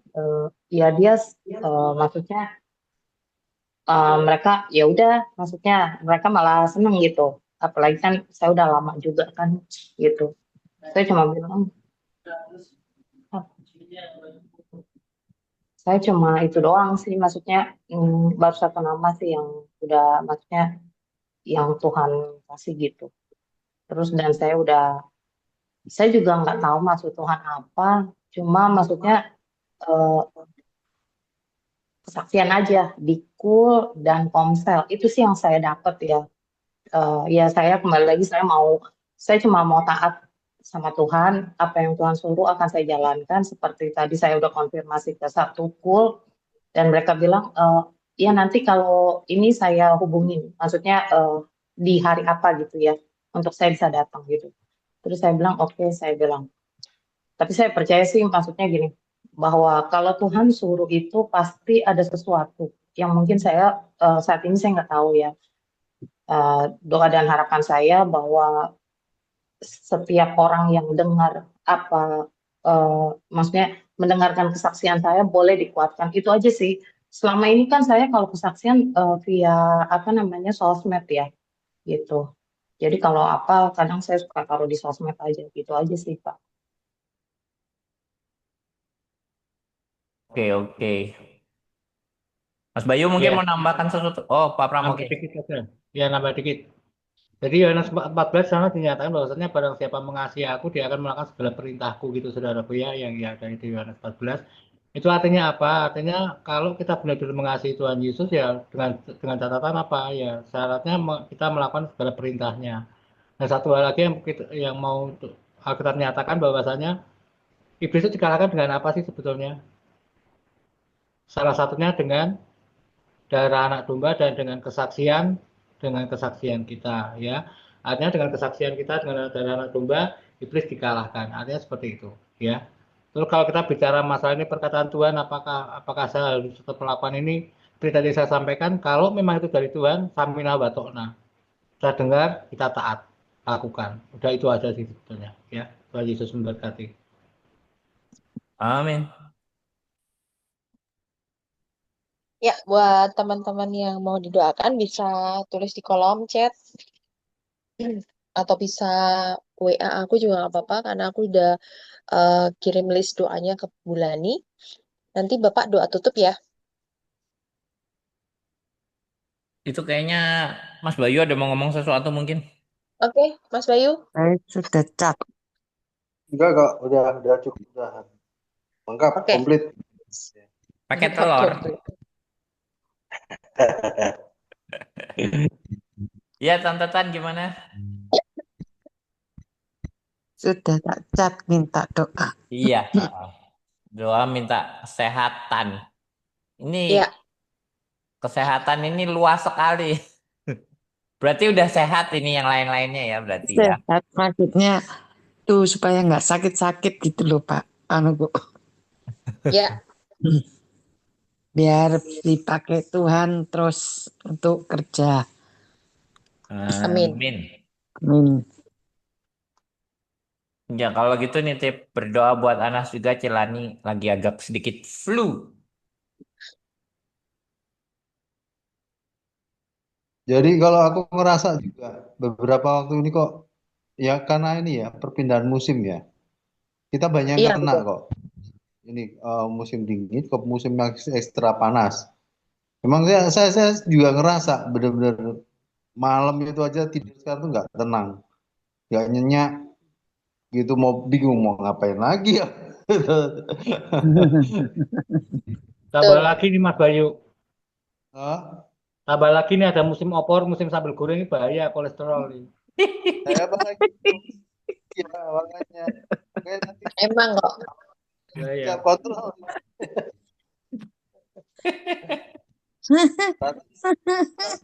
Luar Enggak, biasa sekali ya. Mas Bayu.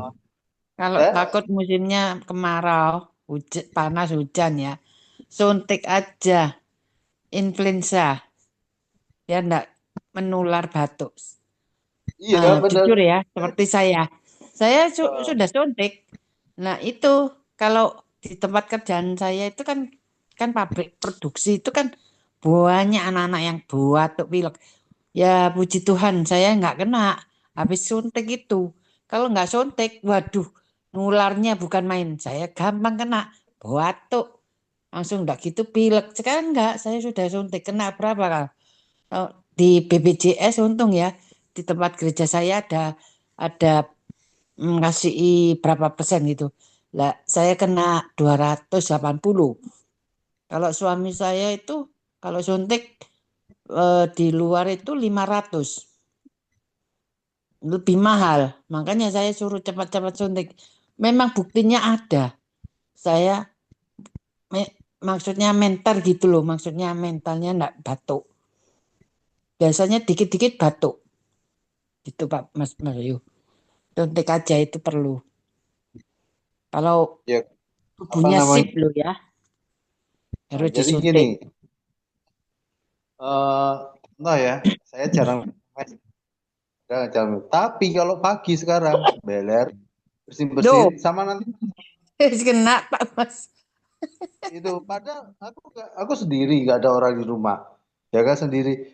Kalau malam ini kayak gini mau tidur nanti beler-beler dikit, habis itu berhenti. Dan ini udah ada 2 makanya. Aduh, gini ya. Aku ngerasa ini nggak beres juga gitu loh. Ya kan, aku ya tetap apa ya? Aku merhatiin orang yang dulunya bukan nakut-nakuti ya, yang 4 atau 5 tahun kemarin pakai vaksin ya, yang satu sama dua itu termasuk saya.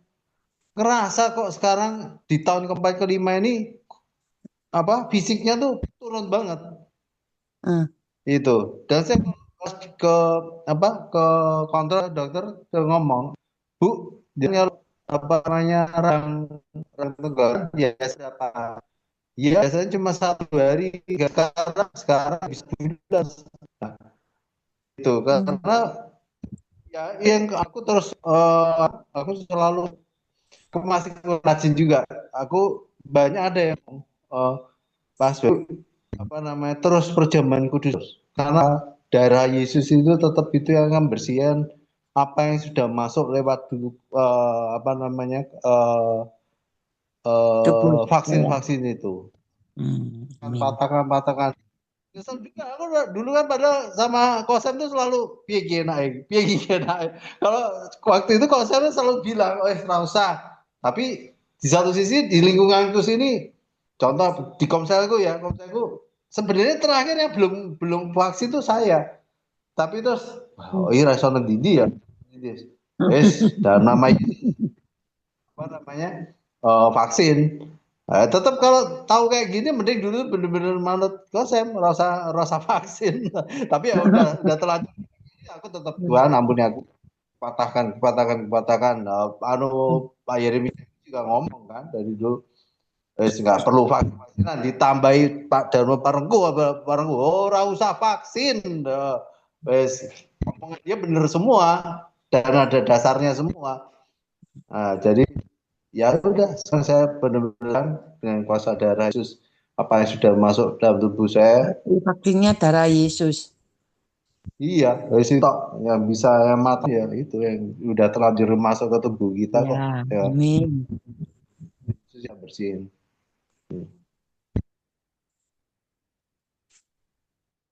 Oke. Sebentar lagi Bu Lani mau doain buat kita. Terus nanti Pak Pram doa tutup. Oke, kita bersatu dengan doa. Tuhan, terima kasih Tuhan untuk malam hari ini Tuhan. Kami boleh mendengarkan firman-Mu Tuhan. Dan itu menguatkan kami Tuhan. Untuk kami lebih lagi ya Tuhan. Dekat kepadamu Tuhan. Tuhan, saat malam hari ini Tuhan. Kami yang ada di ibadah Jom malam hari ini Tuhan. Tuhan ampuni setiap dosa dan pelanggaran kami ya Tuhan. Sucikan dan kuduskan kami Tuhan. Agar kami boleh layak di hadapan-Mu Tuhan. Saat malam hari ini Tuhan, Engkau melihat ya Tuhan setiap permasalahan kami Tuhan, setiap pergumulan kami, setiap apapun yang ada pada kami Tuhan. Tuhan, malam hari ini Tuhan, biarlah Tuhan Engkau menjamah dan Engkau memberikan jalan keluar ya Tuhan, dari setiap masalah yang kami hadapi ya Tuhan. Kalau ada di antara kami yang sakit ya Tuhan malam hari ini Tuhan, Tuhan jamah sembuhkan ya Bapa dalam nama Yesus, darah Yesus berkuasa, biarlah bilur-bilur-Mu ya Tuhan menjamah kami ya Tuhan malam hari ini Tuhan, sehingga kami boleh merasakan tubuh kami yang sehat kembali ya Tuhan. Tuhan juga memberikan jalan keluar ya Tuhan dari setiap permasalahan yang kami hadapi ya Tuhan. Biarlah Tuhan kami yakin dan percaya Tuhan pembelaan daripada-Mu Tuhan selalu Engkau berikan ya Tuhan untuk kami Tuhan. Terima kasih Tuhan, Engkau sungguh baik dan teramat baik. Tuhan saat malam hari ini Tuhan, kami berdoa ya Tuhan untuk Yana ya Tuhan. Tuhan, Engkau melihat ya Tuhan keberadaan Yana malam hari ini Tuhan. Kalau Yana tidak ada dalam ibadah Jom ya Tuhan, tapi kami yakin dan percaya Tuhan, perlindungan-Mu Tuhan, tutup bungkus Yana dengan kuasa darah-Mu Yesus, pagari dengan bala tentara Allah. Tuhan berikan kekuatan, kesehatan ya Tuhan. Dari setiap tubuh yang sakit, Tuhan berikan kekuatan, kesehatan. Tuhan jamah sembuhkan ya Tuhan. Tuhan juga berikan ya Tuhan kekuatan buat Yana ya Tuhan. Biarlah lewat kesembuhan yang Tuhan sudah berikan ya Tuhan, dia boleh menjadi kesaksian ya Tuhan dimanapun ia berada ya Tuhan. Dia boleh menyampaikan ya Tuhan kebaikan Tuhan ya Tuhan. Terima kasih Tuhan, Engkau sungguh baik Tuhan, berkati anak ya Tuhan. Apapun yang dikerjakannya ya Tuhan, biarlah Tuhan memberkatinya. Kami berdoa juga ya Tuhan untuk Tante Tan ya Tuhan. Tuhan berikan kesembuhan ya Tuhan, pemulihan ya Tuhan. Untuk keluarganya ya Tuhan. Tuhan Engkau melihat ya Tuhan, setiap pergumulan dari Tante Tan ya Tuhan. Tuhan, mari Tuhan, Kau yang campur tangan ya Tuhan, berikan tante tangan kekuatan, kesehatan ya Tuhan. Dan juga Tuhan, Kau pulihkan ya Tuhan hubungannya ya Tuhan antara anaknya satu dengan yang lain ya Tuhan. Biarlah Tuhan kasih-Mu ya Tuhan yang menyatukan mereka semua ya Tuhan. Terlebih ya Tuhan, biarlah tante Tan ini juga Tuhan boleh menyaksikan ya Tuhan kebaikan-kebaikan Tuhan yang terjadi atas keluarganya ya Tuhan. Tuhan berikan kekuatan, kesehatan, terlebih Tuhan pertambahkan hikmat-Mu ya Tuhan untuk tante Tan ya Tuhan. Sehingga ia boleh menjadi orang tua ya Tuhan. Bahkan juga menjadi terang ya Tuhan dimanapun ia berada. Terima kasih Tuhan, berdoa juga untuk Ibu Onen. Tuhan berikan kekuatan, kesehatan buat Ibu Onen. Berkati juga ya Tuhan suaminya Tuhan. Berkati usahanya apapun yang dikerjakan Tuhan buat berhasil ya Tuhan.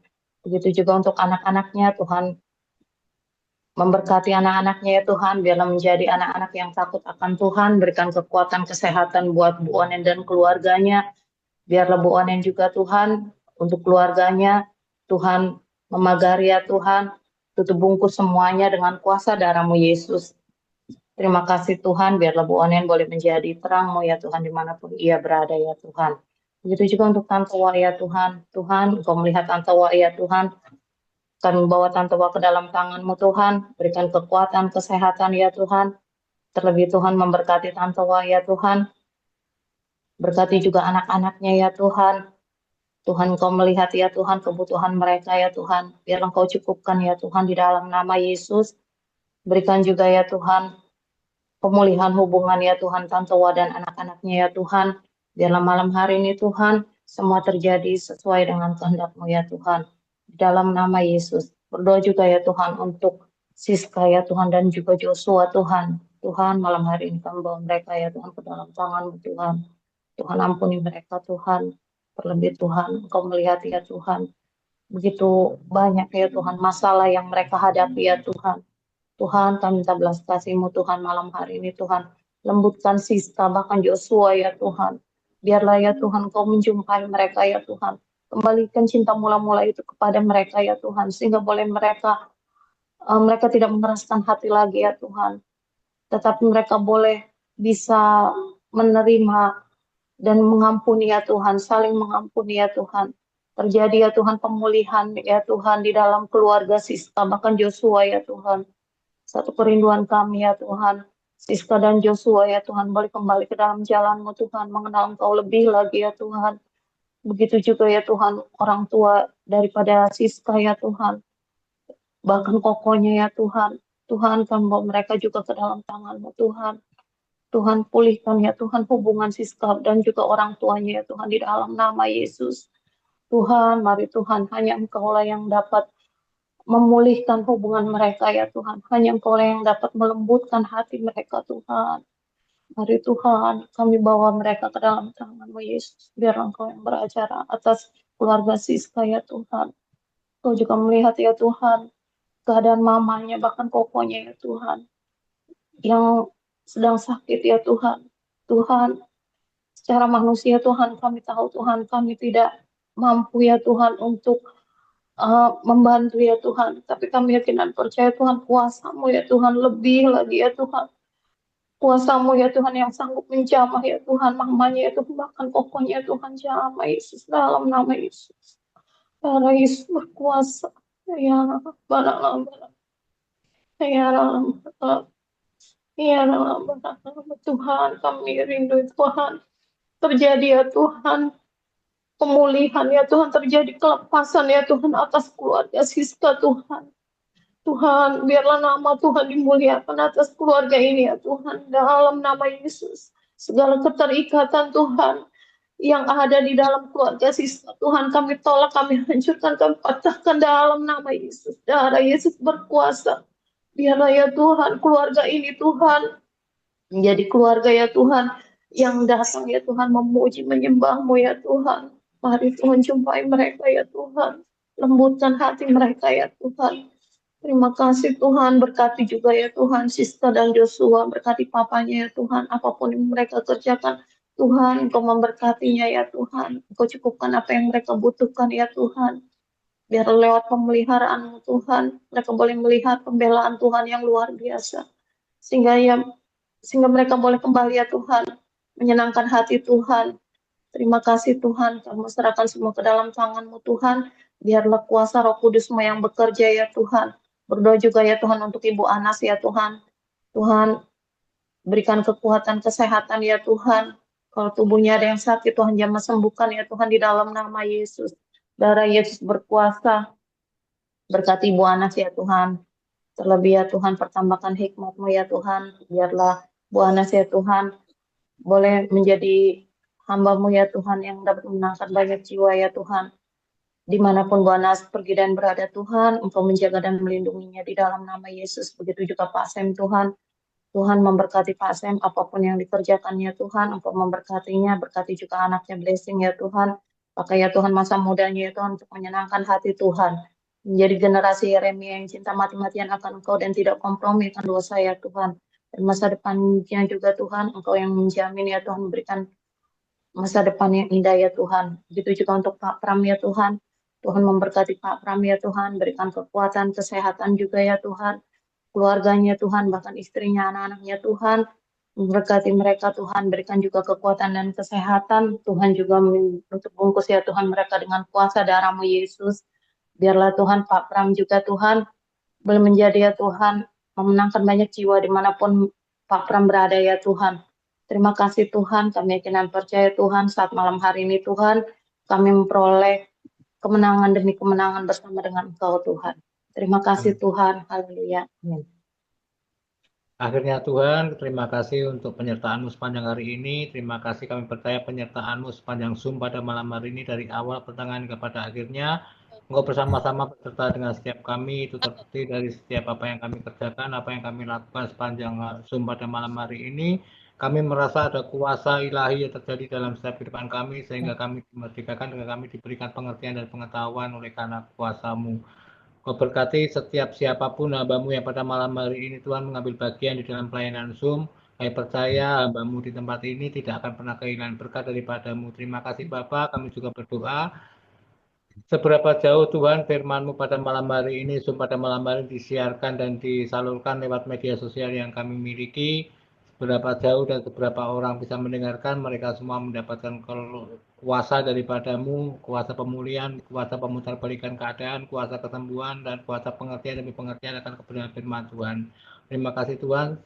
Pada akhirnya, kami masalahkan setiap keberadaan kami pribadi, biarlah Engkau yang menuntun setiap perjalanan hidup kami, sampai Engkau memanggil kami menjadi mempelai-Mu yang sejati. Terima kasih Bapa, dalam nama Tuhan Yesus. Mari saudaraku, angkat tanganmu dan kita menerima berkat dan tanda dari Tuhan Yesus Kristus. Tuhan memberkati engkau dan melindungi engkau. Tuhan menyinari engkau dengan wajahnya dan memberikan engkau kasih karunia. Tuhan menghadapkan wajahnya kepadamu dan memberikan engkau damai sukacita. Kasih dari Allah Bapa, anugerah dari Kristus Yesus dan persekutuan yang intim dengan Roh Kudus senantiasa melingkupi setiap kehidupanmu sekarang dan sampai selama-lamanya. Oleh anugerahnya semua genap tuntas sempurna terjadi dalam nama Tuhan Yesus Ruah Elohim.